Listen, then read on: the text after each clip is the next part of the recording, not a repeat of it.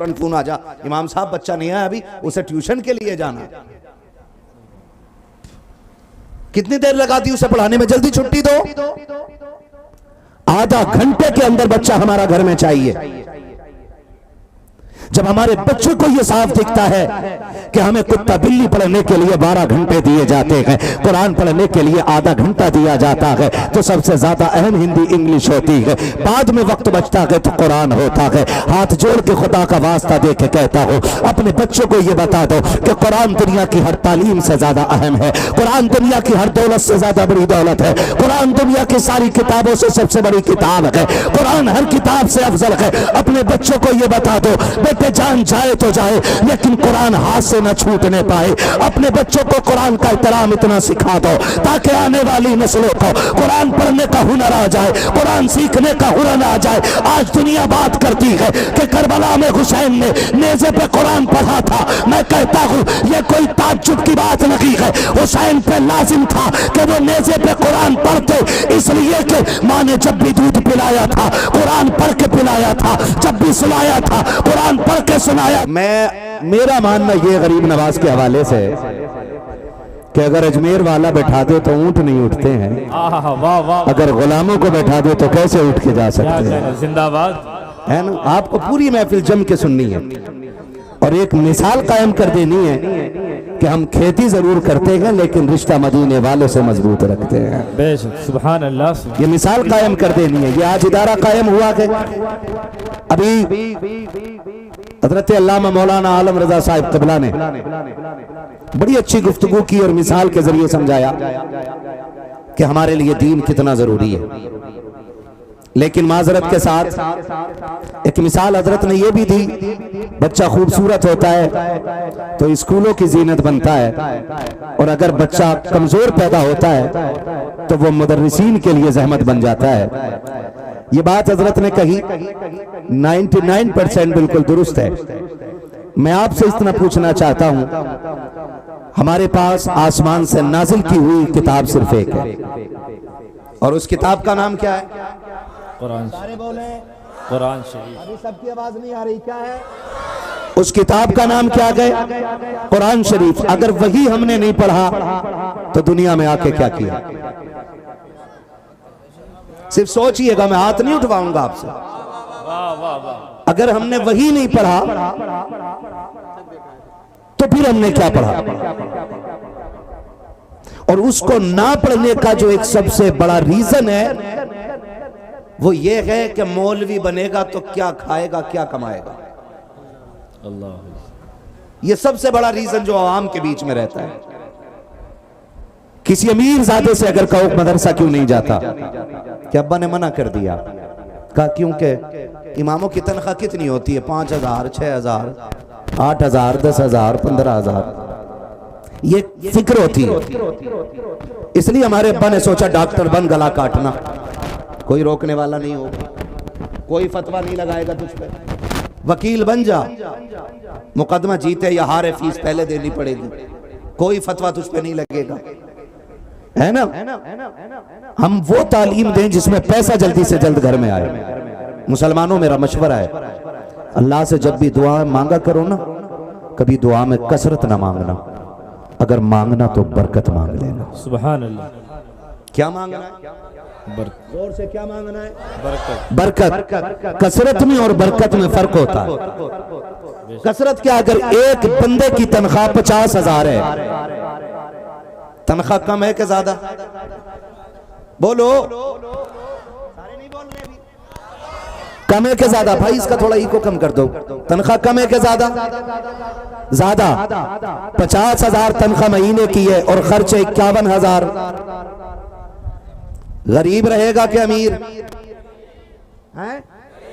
हाँ जी, समझ गए इतनी बात। तनख्वाह 50,000, खर्च 51। बंदा गरीब है कि अमीर? तनख्वाह 15,000, खर्च 14,000, बंदा गरीब है कि अमीर? कैसे? उधर घट रहे हैं, इधर। इतनी बात समझ में आ गई? उधर घट रहे हैं, इधर बढ़ रहे हैं। अगर किसी के जहन में ये बात रहती है कि बेटा मौलवी बनाएंगे तो 10,000 15,000 कमाएगा, तो कान खोल के सुन और जात चेक कर ले। मैं मस्जिद का 6,000 तनख्वाह लेने वाला इमाम लेके आऊं, तू 80,000 कुर्सी पे बैठ के कमाने वाला मुलाजिम लेके आ। दोनों के चेहरे मिला के देख, दोनों के कपड़े मिला के देख, किसके चेहरे पे नूर ज्यादा है, किसकी जिंदगी में शऊर ज्यादा है।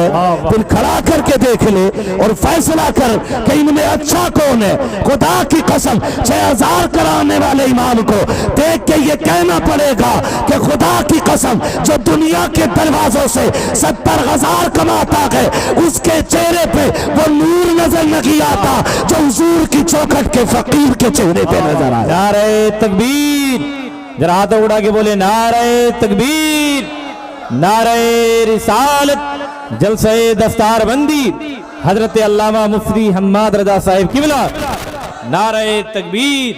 अगर ये सोचते हैं हम, अगर ये सोचते हैं पैसा कम मिलेगा, तो बताओ पैसा बड़ी चीज है कि इज्जत? सारे बोलो इज्जत। इधर वाले चेयरमैन भी बोल दें क्या? पैसा बड़ा के इज्जत। आदमी पैसा इसलिए कमाता है कि चमक दमक पैदा करे, और चमक दमक इसलिए पैदा करता है कि लोग देखें, और लोग देखें फिर ये कहें यार इसका जवाब नहीं। इतना करने के लिए ना 3-3 पुश्ते जमीन में घुसड़ जाती हैं, तब जाके कोई 2 बंदे सलाम करते हैं। मैं कहता हूं बेटे को एक को कुरान पढ़ा के देखो, दुनिया के किसी कोने में जाएगा ना, किसी मंत्री को इतना सलाम करने वाले नहीं मिलते जितना कुरान वाले को सलाम करने वाले मिल जाते। सुभान अल्लाह, सुभान। तो आप किस चीज को तलाश कर रहे हैं? जिंदाबाद। और हम इस चीज के, हमारी जमात इस चीज की मुखालिफ नहीं कि हमारी जमात में IAS ना हो, IPS ना हो। हम इस चीज का इनकार नहीं करते कि मत पढ़ाओ बिल्कुल बच्चों को। हम तो ये कहते हैं हमारा बेटा डॉक्टर बने, लेकिन डॉक्टर बाद में बने, मोहम्मद अरबी का गुलाम पहले होना चाहिए। सुभान अल्लाह, वाह वाह। हमारी ये फिक्र रहती है क्या कि हमारे बच्चों को दीन आना चाहिए, हमारे बच्चों को कुरान आना चाहिए। बात कड़वी होती है, कलेजे फट जाते हैं, बर्दाश्त नहीं होता। लोग कहते हैं मौलवियों को हसद होता है, साकिब हसद नहीं होता है। हमने डॉक्टरों की अंदर की जिंदगी देखी है। अभी कुछ दिन पहले मेरे करीबी रिश्तेदार की बात है, इंतकाल वो 24 घंटे से ज्यादा हो गए थे, वेंटिलेटर पे रख करके उसको सांसें दिलाई जा रही थी, सिर्फ इसलिए कि पैसा ज्यादा से ज्यादा लूटा जा सके। मैं पूछना चाहता हूँ, ऐसी तालीम पे लानत भेजते हैं जो इंसानियत का जनाजा निकालते, हम ऐसी फिक्र को ठोकर मारते हैं जो गरीबों का पसीना निचोड़ के रख दे।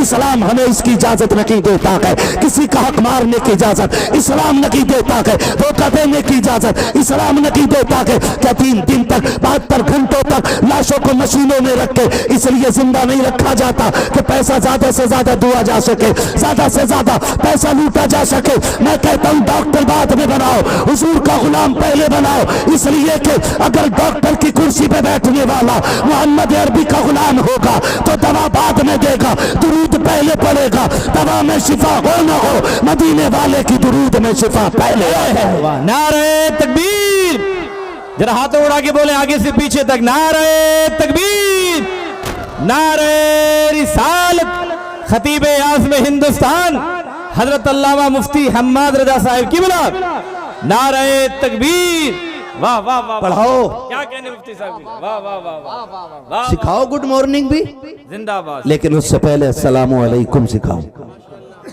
ताकि तेरे बच्चे की जबान खुले तो नाम पूछने की जरूरत न पड़े, दुनिया लहजा देख के पहचान जाए मोहम्मद अरबी का गुलाम जा रखा है। वाह वाह वाह। कम से कम इतनी तब्दीली आ जाए। आज पूरी दुनिया मदरसों को मिटाने पे लगी है, पूरी दुनिया इस्लाम की दुश्मन हो गई है। एक प्रोफेसर ने रिसर्च के बाद कहा कि पूरी दुनिया सिर्फ मुसलमानों की दुश्मन क्यों है? कहा कि पूरी दुनिया ने देखा कि अगर तरक्की करनी है तो 3 चीजों को बढ़ावा देना पड़ेगा। नंबर 1 सूद है जी, नंबर 2 शराब, और नंबर 3 बेगैरती बेहयाई। इस्लाम इन 3 चीजों से रोकता है। इस्लाम इन 3 चीजों से रोकता का इस्लाम मिटा दो, फिर लूट खुल के गरीबों को लूटा जाएगा। बेटियों से चिढ़ क्यों? इसलिए कि पूरी दुनिया की कौमों का जायजा ले लो, जितनी पर्दे में इस्लाम की बेटियां मिलेंगी किसी मजहब में उतना पर्दा नजर नहीं आएगा। इसलिए हमारी बेटियों को टारगेट किया जा रहा है, उनको मारा जा रहा है। परसों की रिपोर्ट है, परसों 24 घंटे के अंदर 10 से ज्यादा मुस्लिम बच्चियों को कत्ल किया गया है। अल्लाह। उनमें वो भी शामिल हैं जिन्होंने गैरों से निकाह करने का इनकार कर दिया, और वो भी शामिल है जिन्होंने गैरों से निकाह कर लिया। लेकिन अभी हमारी खसाबी पे फर्क नहीं आया है, अभी हमारी मूंछ का चिराग नीचे नहीं हुआ है,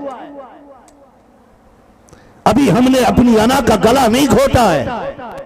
क्यों? क्योंकि अभी आग हमारे घर तक नहीं आई है। अगर अब भी बेदार नहीं हुए तो फिर बहुत ज्यादा इंतजार करने की देर नहीं है, थोड़ी देर लगने वाली है कि यह आग आपके दरवाजे तक आने वाली है।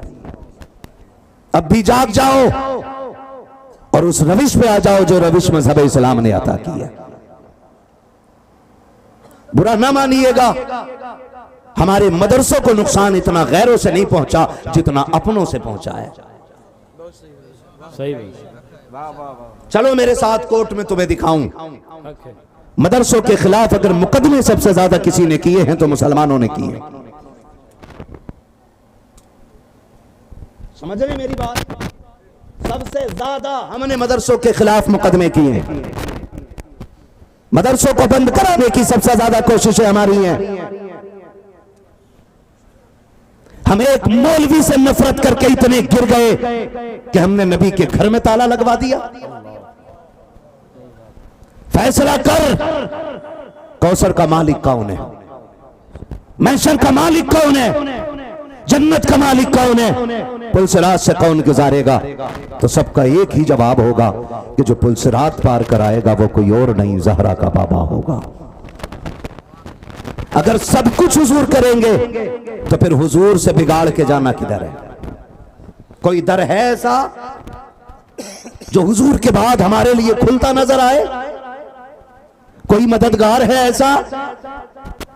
ये मंजर भी कयामत में नजर आएगा। सबने सफे महशर में ललकार दिया हमको, ए बेकसों के आकाब तेरी दुहाई है। आखिर में पलट के सबको हुजूर की चौखट पर जाना है। तो फिर मदरसों से दुश्मनी कैसी, मदरसे वालों से इख्तिलाफ कैसा? पहली वजह यह कि जो मदरसों में हम नहीं पढ़ाना चाहते बच्चों को, हम ये सोचते हैं कि इसमें पैसा नहीं है। इसमें पैसा भले कम है लेकिन रब ने इसमें इज्जत बेहिसाब रखी हुई है। बेशक, सुभान अल्लाह। तो इज्जत के लिए कम से कम बच्चे पढ़ाएं। दूसरी वजह बताओ, बता दूं, नाराज तो नहीं हो रहे चचा?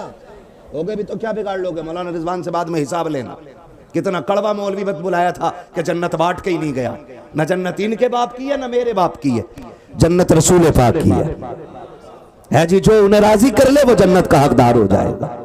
ये सारा अपना अपना मसला है, तवज्जो है ना सारे लोगों की। दूसरी वजह ये, हमारे बच्चे भी खुद नहीं पढ़ना चाहते।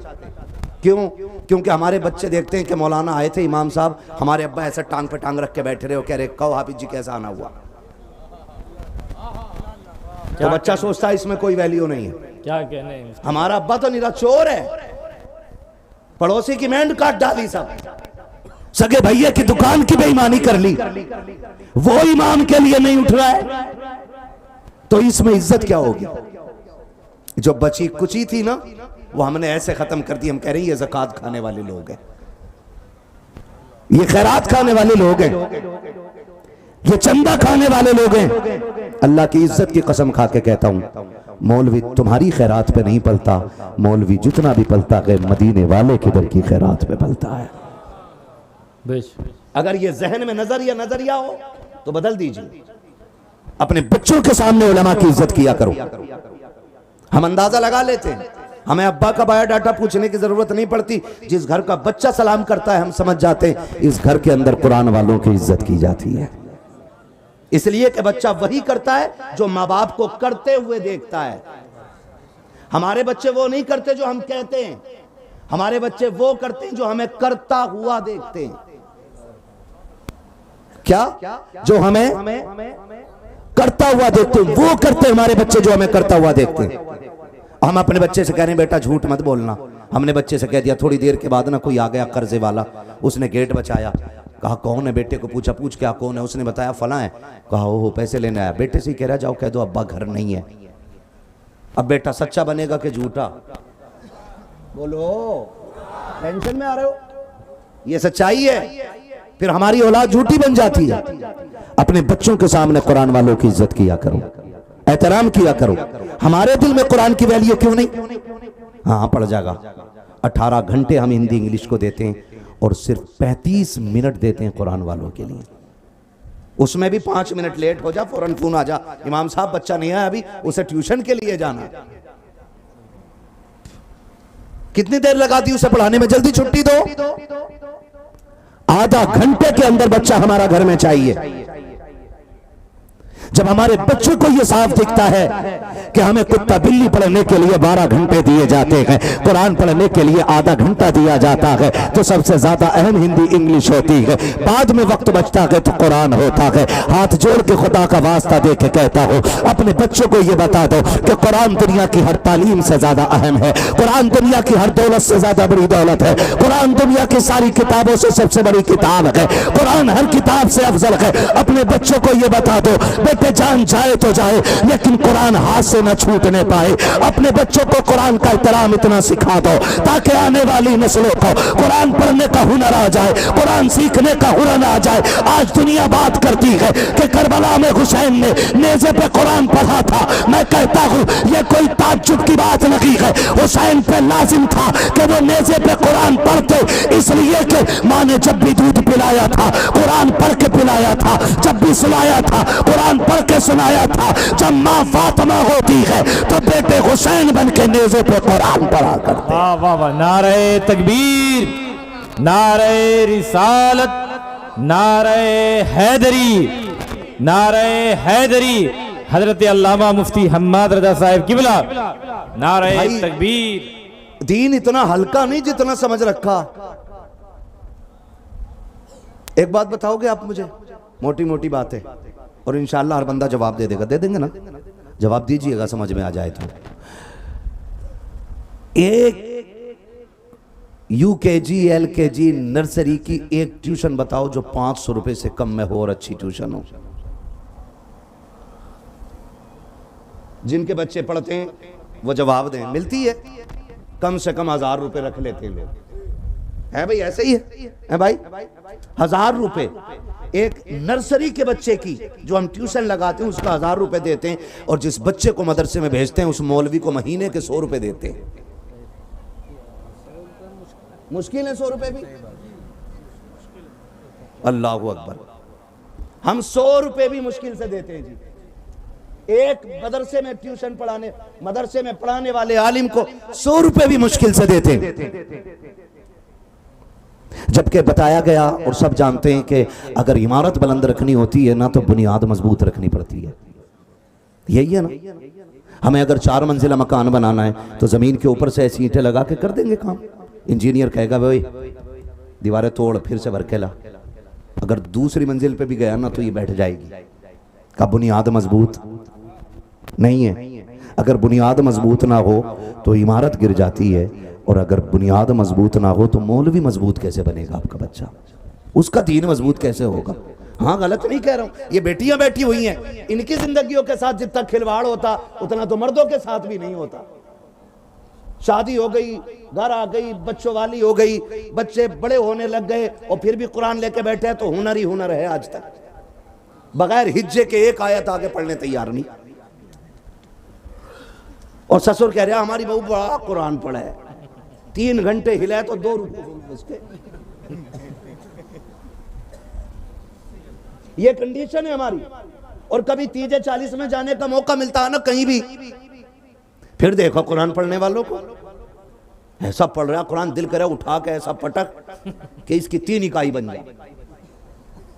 समझ में ही नहीं आता कुरान पढ़ रहा कि संस्कृत पढ़ रहा। हाँ, ये हमारे कुरान की तालीम है। और मजाल है इमाम खुतबे में 3 मिनट ज्यादा कर दे। जिसकी आज तक तहियात याद नहीं है वो कह रहा है इमाम रखने का ना भी टाइम का पाबंद नहीं है, इसे निकाल दो। ये 2 कौड़ी के आदमी की जबान होती है। जिसे कलमा दुरुस्त याद नहीं, वो फैसला करता है कि इमाम कौन बनेगा। कयामत कब आएगी?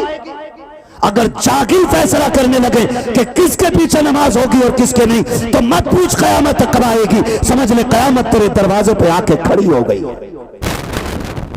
आज हम कहां खड़े हो गए आकर के? आज सब रो रहे हैं कि मुसलमान परेशान है। मुसलमान दूसरों के सितम से नहीं, अपने अमाल की बुनियाद पर परेशान है, अपने अमाल की। हमारे घर में कुरान रखा हुआ तो है, लेकिन कोई खोलने वाला नहीं है। 7 बंदे घर में हैं तो 14 मोबाइल तो हैं, लेकिन अगर 7 बंदे घर में हैं तो 3 से ज्यादा कुरान नहीं है। और वो 3 भी सिर्फ रमजान में एक आधा खुलता उनमें का, बाकी 3 के 3 वो 11 महीने बंद रहते हैं। कोई है पूछने वाला बड़ा बूढ़ा? बेटे ये कुरान जुज़दान में कब से रखा है? किसी शोहर ने अपनी बीवी से पूछा ये जहेज में लेके क्यों आई थी? इसलिए कि वो नहीं पूछ सकता क्योंकि खुद जाहिल है। पलट के वो भी तो पूछ सकती है, तुम पढ़ लो। वो कहेगा मैंने खुद नहीं पढ़ा, तो वो कैसे बीवी को समझा सकता है? मैं आज हर शख्स से कहना चाहता हूं, खुदा का वास्ता, आप बेटियों के जहेज में कीमती दौलत दिया करते हो, फ्रिज अच्छी क्वालिटी का देते हो, वॉशिंग मशीन अच्छी कंपनी की देते हो, जितना सामान देते हो ये सोच के देते हो 10-12 साल बेटी का काम चलता रहे, नुकसान ना हो, साथ में गारंटी और वारंटी कार्ड लेकर के आते हो ताकि बेटी के जहेज में कोई दिक्कत ना आ सके। और फिर साथ में जब कुरान देने की बारी आती है, एक खूबसूरत सा कवर तलाश करते हो, उस बक्से के अंदर कुरान को रखा जाता है, जहेज के सबसे ऊपर सजा दिया जाता है। खुदा की कसम खून के आंसू रोता है ये दिन जब बेटियां रुखसत होने लगती है। कुरान से पहले जहेज की तरफ हाथ जाता है। कोई कहता गाड़ी में लेकर के जाऊंगा, कोई कहता बेड इसमें उठा के रखो, कोई कहता फ्रिज मेरे हवाले कर दो, लेकिन कोई ये नहीं कहता कि ये कुरान मेरे हवाले कर दिया जाए। आखिर में सबसे बाद में जिसको उठाया जाता है वो अल्लाह की किताब कुरान होता है। और जब कुरान को उठाया जाता है, कहा ठहरो जी, अब बेटी कुरान के साथ जा रही है, कुरान बेटी के साथ जा रहा है, बेटी कुरान के साए में तो आ गई, कुरान बेटी की गाड़ी में रख करके तो आ गया। जब जहेज उतारा गया, सास भी मुस्कुरा रही थी, ससुर भी खुशियां मना रहा था, बड़ा जहेज बेटे वालों ने बेटी वालों ने दिया है। इधर देखो दीवान का जवाब नहीं है, उधर देखो बेड का जवाब नहीं है, अलमारियां तो क्या है, पूरा फर्नीचर दे दिया है, सारे खुश हो रखे हैं। आखिर में एक बंदा कुरान लेके अंदर आता है, ये कुरान किधर रखा जाए? जैसे कुरान घर में आता है, सास का चेहरा उतर जाता है, ससुर कहता है इसको यहाँ क्यों लाए हो? घर में पहले से कई कुरान है, जाओ इमाम साहब को जाकर के दे दो, मस्जिद में रख दिया जाए ताकि किसी के काम आ जाए। अल्लाह की कसम खा के कहता हूँ, अगर कुरान से ज्यादा जगह घरों में जगह उसकी हो जाए तो समझो कयामत दूर नहीं है, कयामत तुम्हारे दरवाजों पे आ गई है। अगर चाहते हो कि जिंदगी आबाद हो जाए तो दौलत को ठोकर मारो, कुरान को सीनों से लगाना शुरू कर दिया। नारे तकबीर, जरा हाथों उड़ा के बोले नारे तकबीर, नारे रिसालत। खतीब आज़म हिंदुस्तान हजरत अल्लामा मुफ्ती हम्माद रजा साहब किबला, नारे तकबीर, जिंदाबाद जिंदाबाद। क्या कहने हैं? जिंदाबाद। जहेज से ज्यादा जरूरी है उनके सीनों में कुरान दो, जहेज से ज्यादा जरूरी है कुरान बेटियों के सीने में दे दो, क्योंकि जहेज का लाया हुआ 3 साल भी रखा रह सकता है। अगर बेटियों को कुरान पढ़ा के रुखसत कर रहे हो ना, तो वो जब भी मुसल्ले पे बैठेगी कुरान की कोई ना कोई आयत या रुकू जरूर पढ़ेगी। इसलिए कुरान दो बेटियों को भी। और बेटे खुदा के वास्ते तुम भी कुरान पढ़ लो, कुरान पढ़ लो। और पढ़ने की कोई उम्र नहीं है। अगर आप ये कहते हैं मैं जवान हो गया जी, मैं कैसे कुरान पढ़ूं, उसी के लिए आपके जंगल में यह इदारा कायम किया गया है। आपको सुबह में वक्त नहीं मिलता तो शाम में आके कारी साहब के पास बैठो, इनसे कहो हमें दुनिया से ज्यादा कुरान से प्यार हो गया, हमें कुरान चाहिए। कुरान पढ़ो जवानों, हमारी सब मुश्किलों का हल कुरान में है, सारी आफतों से निजात का रास्ता हमें कुरान देता है। हम पढ़ें, कुरान की कदर करें। कुरान इतना सस्ता नहीं था जितना हमने समझ लिया। कुरान वाले मौलवी को 100 रुपए देने तैयार नहीं, इंग्लिश पढ़ाने वाले बंदे को हम 1000 रुपए देने तैयार हैं। क्या कुरान तुमसे कयामत में गिरबान पकड़ के पूछेगा नहीं, बता मैंने तेरा क्या बिगाड़ा था कि कभी तूने मुझे खोल के भी नहीं देखा था? ओ लोगों, हमारी असल जिंदगी मरने के बाद शुरू होती है। हमारी असल जिंदगी मरने के बाद शुरू होती है। सारे ही गुनाहगार हैं, मैं भी गुनाहगार, आप भी गुनाहगार, लेकिन रब बड़ा करीम है। रब बड़ा करीम है, उसकी रहमत के दरवाजे खुले हैं यार। ऐसे पढ़ लो इतना कुरान के कम से कम दुनिया सो रही हो तो हम कुरान लेके बैठ जाया करें। फरमाया गया कि जिन घरों में कुरान और नमाज नहीं पढ़ी जाती वो घर कब्रिस्तान होते हैं। हाँ, और जिन घरों में रात के सन्नाटे में तिलावत की जाती है वो घर आसमानों से भी साफ नजर आया करते हैं। ये लाइट आसमान तक जाते जाते खत्म हो जाती है, ये रोशनी खत्म, अंधेरा। लेकिन ये साफ साफ लिखा गया है कि जिन घरों में कुरान पढ़ा जाता वो घर आसमानों से भी साफ नजर आते। कितने लोगों ने तैयारियां की, वजह सिर्फ क्या है कि नहीं हाफिज जी तो यहीं रहते हैं, इसकी क्या अहमियत है, इसकी क्या वैल्यू है। इसकी अहमियत पूछनी है तो पूछ मेरे मौलाए कायनात से, जिन्होंने इस कुरान को बचाने के लिए खानदान कुर्बान करा दिया। अगर इस कुरान की हमें पूछनी है तो पूछ बद्र के 313 सिपाहियों से कि ये कुरान हम तक कैसे पहुंचाए। अगर पूछना कि कुरान की कदर क्या है, पूछ मेरे नबी के चचा हज़रत अमीर हमजा से कि कुरान की कीमत क्या लगाई गई है। तो आज भी उनकी कब्र से आवाज आती है, कुरान बचाने के लिए कलेजे चबाए जाएं तो कलेजे दे देना, कुरान मिटने ना देना। क्या कहने, वाह वाह। क्या आज हमने ये कुरान की कीमत अदा की? वाह वाह। क्या आज हमने कुरान की इतनी हिफाजत की? मैं उन छछुंदरों की बात नहीं करता जिनका यह दावा है कि हम कुरान को मिटा देंगे, माज़ अल्लाह। तेरे जैसे 1450 साल में करोड़ों आए और मिट गए। कल भी मेरे मुस्तफा का लाया हुआ कुरान मौजूद था और आज है और कल भी रहेगा। ठेकेदारों, जमींदारों, अमीरों, तुम भी बोलो कल भी। यहां वो ना बैठे जो अपने आप को जमींदार समझता है, यहां वो बैठे जो अपने आप को मदीने वाले का नौकर समझ के बैठा हुआ है। ये याद रखिएगा, कुरान कल भी था, आज भी है और कल भी रहेगा, कल भी रहेगा। न एक नुक्ता घटा था, न घटेगा, न बढ़ा था, न बढ़ेगा, क्योंकि इस कुरान की हिफाजत के लिए अल्लाह ने इन लोगों के सीने का इंतखाब फरमा दिया है। सुभान अल्लाह। वाह। अगर आज ये एक बच्चा हाफिज कुरान बनाए ना तो इसकी वजह ये नहीं कि खाली एक रात की मेहनत ऐसी थी, एक चारपाई मिली, लेटे और हाफिज बन गए। अल्लाह ने जिनके सीनों से कुरान की हिफाजत करानी थी ना, उनका इंतखाब आलम अरवाह ही में कर लिया था। बेशक बेशक, सुभान अल्लाह। वो आलम अरवाह में भी चुन लिए गए थे। कारी रिजवान साहब से कुरान की हिफाजत कराई जानी है, कारी मोहम्मद अली से कुरान की हिफाजत करानी है, हाँ हमें मुफ्ती हाशिम से कुरान की हिफाजत करानी है, उलमा से करानी है। ये लिस्ट पहले ही बन गई है। अब देखना तो यह है कि इसमें शामिल होकर नेकियों का हकदार कौन बनता है। क्या कहने, जिंदाबाद। असल ये था, अब इसमें शामिल किसको होना, ये इदारा है ना। मदरसा देखा है, अगर अब ना गए हो ना तो जलसे के बाद एक चक्कर मदरसे का जरूर लगाइएगा। लगाएंगे इंशाल्लाह? अरे बोलो लगाएंगे कि नहीं? और ना लगाना हो तो मत लगाओ, कोई मसला नहीं है। उन आशिकाने मुस्तफ़ा को जिन्होंने जानी और माली तौर पर इस इदारे का ताआवुन किया और उनकी कुर्बानी के बदले में इदारे ने एक हाफिज कुरान इस कौम को अता कर दिया है। परवरदिगार आलम तमाम ही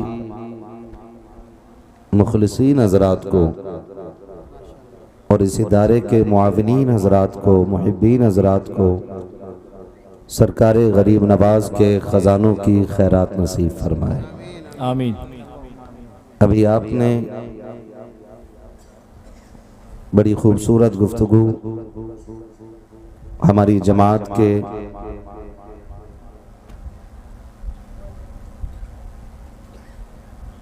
एक बुज़ुर्ग आलिम दीन हज़रत अल्लामा मौलाना आलम रज़ा साहिब क़िबला से समाअत फरमाई। बहुत कम वक्त में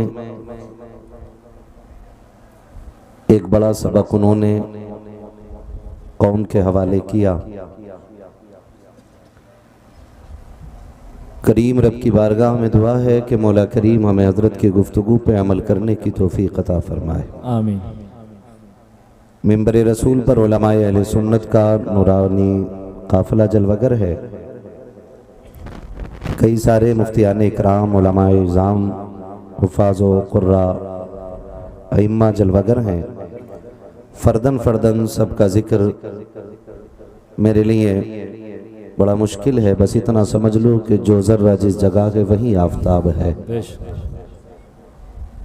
इस जमात के हवाले से आप इतना याद रखें कि अल्लाह ने इस जमात को वो शरफ़ बख्शा है कि अगर कोई एक कुरान पढ़ने वाला किसी बस्ती से गुज़र जाता है तो अल्लाह उसके कदमों की बरकत से उस बस्ती से 40 दिन का अजाब दूर कर दिया करता है। आप अंदाज़ा लगा सकते हैं अगर पढ़ने वाले को अल्लाह ने ये शरफ़ बख्शा है तो पढ़ाने वालों को अल्लाह ने कितना बुलंद मकाम अता फरमाया होगा। आज ये सारी अंजुमन, ये खूबसूरती, ये जगमगाहट, ये जंगल में मंगल जनाब मोहतरम कारी रिजवान साहिब क़िबला की मेहनतों का नतीजा और हमारी इस जमात के उलमाए किबार की मोहब्बतों का नतीजा है कि जो आज इस जंगल में बड़े पुरसुकून तरीके से हम और आप बैठे हुए हैं।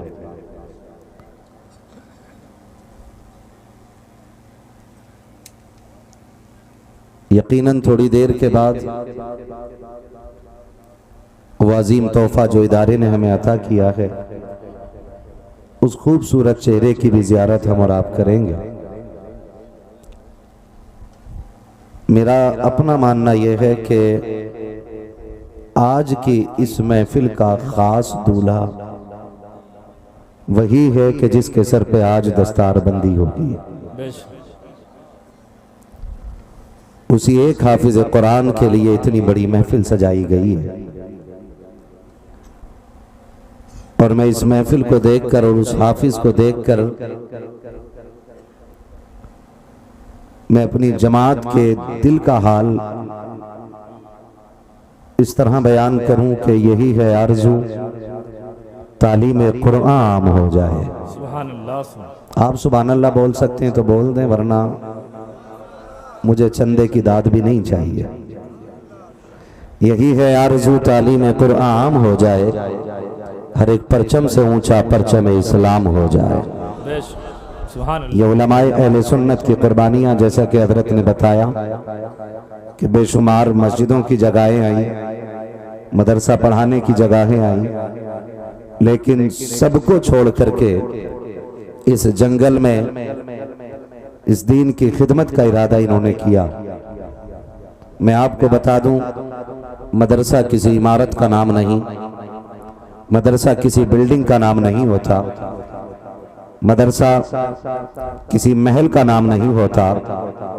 जमीन के जिस हिस्से पे बैठ के कुरान पढ़ाना शुरू कर दिया जाए उसी खित्ते को मदरसा कह दिया जाता है। आज हमारे सामने ये चंद कमरों पे मुश्तमिल इमारत खड़ी है। अगर ये इमारत बिल्कुल भी ना हो और यहाँ बैठकर अगर रब के कुरान की तिलावत की जाए तब भी इस जमीन को मदरसा कहकर ही पुकारा जाएगा। और ये भी मैं आपको बावर करा दूं कि ये मदरसा 100 साल 200 साल पुरानी फिक्र का नतीजा नहीं, 300 साल पुरानी कोशिशों का हल नहीं है, बल्कि याद रखिए जितनी पुरानी तारीख इस्लाम की है उतनी ही पुरानी तारीख मदरसों की होती है। माशाअल्लाह। नारे तकबीर। हजरात आप देख रहे हैं हिंदुस्तान का वो कोहिनूर हीरा नबी की नात के हवाले से मुल्क हिंदुस्तान का जो सफ़र कर रहा है, जिसे हम सब अपनी ज़बान में बादशाह तरन्नुम शहनशाह तरन्नुम जनाब मोहम्मद अली फैज़ी के नाम से जानते हैं। आमाद आमाद इस्तकबाल करें। नारे तकबीर, नारे रिसालत, उलमाए अहले सुन्नत हज़रत अल्लामा मुफ्ती हम्माद रज़ा साहिब किबला, शायर अहले सुन्नत जनाब कारी मोहम्मद अली फैज़ी साहिब किबला, नारे तकबीर। मेरे बाद आपको इंशाअल्लाह कारी साहब से नाते सुननी है। बिल्कुल मुतमईन होकर बैठे रहिएगा, मैं बहुत ज़्यादा वक्त नहीं लूँगा, इतना वक्त नहीं कि आप थक जाएं, ठीक है ना? नाराज तो नहीं आप लोग, है ना?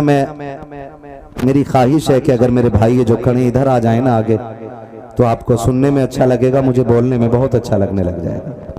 आ जाए। अगर सारे पुड़िया खाने वाले हैं तो उधर ही खड़े रहें, दो लोग अंदर ना आए, पुड़िया खाने वाले और नापाक लोग। बाकी जिनके कपड़े ठीक हैं और मुंह ठीक है वो आ जाएं इधर। बड़ा मसला रहता है, अगर किसी को बुला लो तो घर चला जाता है, लेकिन मुझ पे कोई फर्क नहीं पड़ता है। मेरा तो ईमान यह है कि यहाँ कोई आता नहीं है, बुलाया जाता है। क्या कहना, जिंदाबाद। और आपको इन उलमा ने, कारी साहब ने, अल्लामा साहब ने, इस जमात ने नहीं बुलाया है। बस इतना समझ लो कि महबूब की महफिल को महबूब सजाते हैं, आते हैं वही जिनको सरकार बुलाते हैं। वाह वाह वाह वाह वाह। अगर मेरे सहन में मेरी मर्जी के बगैर कोई नहीं आ सकता, तो हुजूर की महफिल में उनकी मर्जी के बगैर कोई नहीं आ सकता। ये याद रखिएगा। तो इसलिए कोई शिकायत किसी से है ही नहीं। जो आए हैं वो बुलाए गए हैं या भेजे गए हैं, है ना? महफिल गरीब नवाज के नाम की है, मुल्क भी उन्हीं का है। कुर्सी पर कोई भी बैठे राजा तो, डर के बोलिएगा कहीं पुलिस उठा के ना ले जाए। राजा तो, राजा तो, हाँ जी, मुझे पता चला। ये तो बड़ी बहादुर कौम होती है, ये बहादुर कौम में इसका जिक्र आता। तो फिर ऐसे क्यों बोल रहे हैं कि कहीं दम ना निकल जाए? राजा तो, हाँ जी, पीछे वाले बहुत नाराज होके बैठे। ऐसा तो नहीं घर से ये सोच के आए थे मौलाना ने बिरयानी बनवाई होगी और यहाँ हाथ ना लगी। ऐसा भी होता है कि लंगर उधरी खाना चल के, और पता चला मदरसा खुद इतना गरीब था कि मेहमानों का खर्चा मुश्किल से उठाया। तो क्या के बैठते, चलो बैठ जाओ, सुभान अल्लाह नहीं कहना। ऐसा तो नहीं घर से खाना खा के आए ना, जितने लोग खा के आए वो जरा कह देना या रसूल अल्लाह, या रसूल अल्लाह। पीछे वाले भी खा के आए तो पीछे वाले भी बोले जरा या रसूल अल्लाह। हाँ जी, गरीब नवाज की